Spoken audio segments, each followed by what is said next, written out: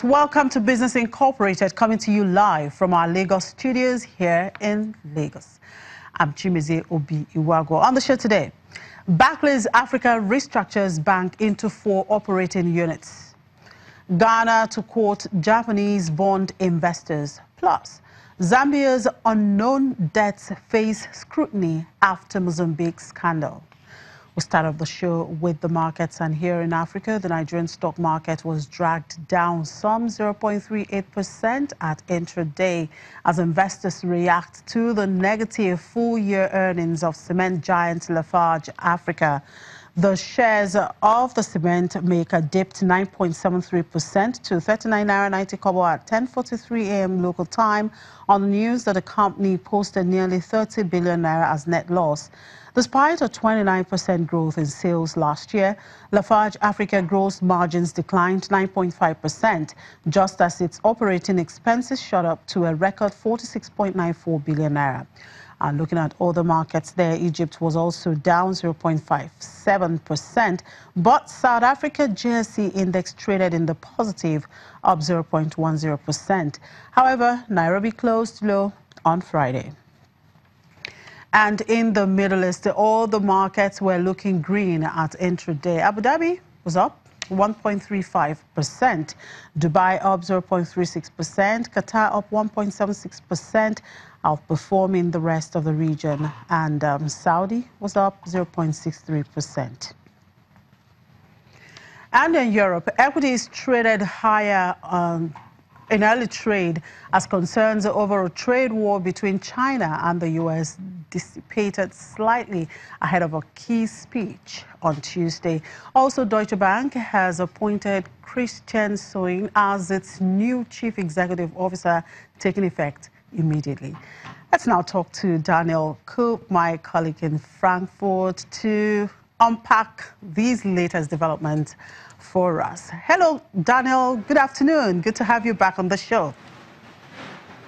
Yeah, hi there, Timmy. It seems we haven't seen in ages, right? I hope you're doing just fine. I'm doing just It's finally great. getting a little bit warmer here in Germany, the first weekend with temperatures above 20 degrees. So yeah, everything is very fine here on my end. Yeah, we're doing great here as well. Well, will Deutsche Bank new chief Christian Soin be able to sew together the crisis that's tearing this top lending giant apart in recent times? Well, Timmy, he certainly has a full agenda from today on. We have to remember that he has been working for the lender for almost 30 years now in this very, very management position as the new CEO of Deutsche Bank, because this bank that has been called already in the past to be one of the most dangerous organizations in the world because of many pending lawsuits, because of hundreds divisions worldwide, and we have to remember also with 3 years now of losses. Last year, Deutsche Bank had a minus of 750 million euros. John Crine from England, he came to the lender, he promised to reform, and he did reform in many ways. He cut many jobs. That was, of course, very painful to many employees. He was able to integrate the German bank Postbank into the Deutsche Bank division. So yeah, he was at the end just not lucky enough that he couldn't get the bank back into the winning zone. And also he had the big problem that he didn't get very well along with the chairman of the supervisory board, Paul Achtleitner. And yes, we have to remember, Sewing, he is now the new CEO, but he was also not the #1 choice of the supervisory board. We have seen here in Germany throughout the last weeks and months kind of a very bad campaign for John Crine. It was openly discussed and also revealed that they were looking for a new CEO. They talked to employees, also to the vice president of Goldman Sachs, for example. They all at the end said no. Maybe they were too scared to take this a huge challenge, because yes, it's not going to be easy to bring the bank back into the winning zone. In general, market conditions are not very easy here in the Eurozone. Also, Deutsche Bank is not anymore this top global player that the bank has been in the last decade. So yeah, it's going to be a very difficult task. Zieving sending an email today to employees stating that he is going to make lots of difficult and also painful decisions. So yeah, we'll see how his progress card will be after 1 year. We'll sure be on the lookout for that. Now, looking behind you, they're just wondering if the DAX is trading the unnerving trade war between Washington and Beijing. China's President Xi Jinping is speaking at the Boa Forum on Tuesday. What sound bites is the market expecting from President Xi, and how are the markets positioning for the trading week?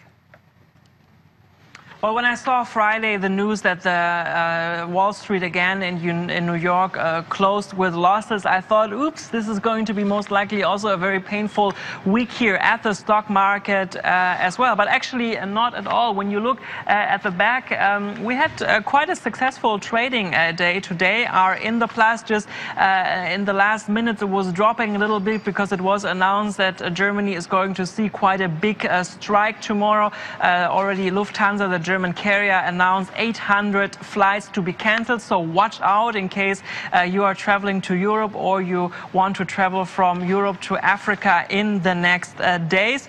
It seems that investors for the moment are a little bit more calm regarding this trade war. On Friday, we again had very strong words from China and also from the United States. Today, investors a little bit more relaxed again. All right, Dana, I'm sure tomorrow you'll tell me more about that strike. Now, some analysts are talking about why investors should dump oil, gas, and coal stocks, or the so-called dirty energy stocks, and embrace green energy stocks instead. Now, is this a trend being noticed in your market today? Oh yeah, it is absolutely a trend. A few weeks ago, I attended a fair here in Frankfurt of traders, and there was pretty much an entire room where you could inform yourself about those green stocks. In today's time, you know, we have to remember that stock exchange, that stock markets, they always talk about the future. You know, we don't look in the past, we always look in the future. And certainly green, e-mobility, you know, all this is going to be the topic #1 in the future. So that's why investors here are also telling me that this is going to get even more exciting throughout the next years. At the moment, yes, we see quite some investments, but investors, you know, many of them are rather conservative. They are not really sure what to make by all of this. But yes, it's going to be a topic that I'm sure throughout the next months and years we'll be talking quite often, Jimmy. All right, thank you very much for your time, Daniel. I guess it's going to be quite a busy week, so we'll surely keep a tab on some of the developments there, and we hope to talk about them as the week rolls by. Enjoy the rest of the day.